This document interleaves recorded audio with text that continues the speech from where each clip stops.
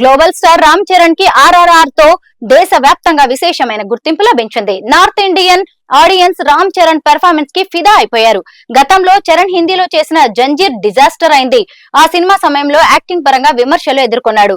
అయితే ఆర్ఆర్ఆర్ మాత్రం ఆయన ఇమేజ్ ని అమాంతం పెంచేసింది. ప్రస్తుతం శంకర్ దర్శకత్వంలో game changer shooting Ram Charan పూర్తి చేశాడు. బుచ్చిబాబు సానా దర్శకత్వంలో RC16 సినిమా కోసం చరణ్ సిద్ధమవుతున్నారు.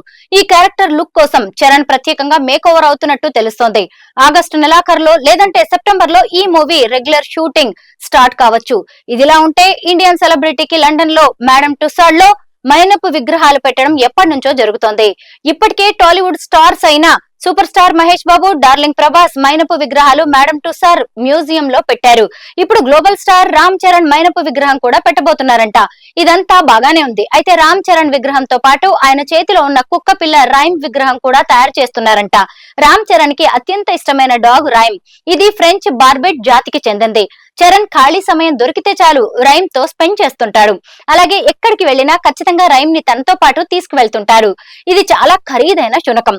మేడం టుసాడ్ మ్యూజియం లో మైనపు విగ్రహం కోసం కొలతలు తీసుకోవడానికి వచ్చినప్పుడు రామ్ చరణ్ తో పాటు రైమ్ కూడా ఉందంట. ఆ శునకం విగ్రహాన్ని కూడా రామ్ చరణ్ తో కలిసి ఉండేలా డిజైన్ చేయడానికి మ్యూజియం నిర్వాహకులు ఇంట్రెస్ట్ చూపించారంట.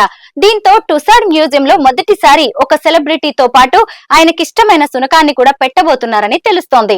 రామ్ చరణ్ పెంచుకోవడం వల్ల రైమ్ కి దక్కిన గౌరవం ఇది అని చెప్పాలి. త్వరలో ఈ మైనపు విగ్రహాన్ని సందర్శకులకు అందుబాటులోకి తీసుకొచ్చే ఛాన్స్ ఉందట.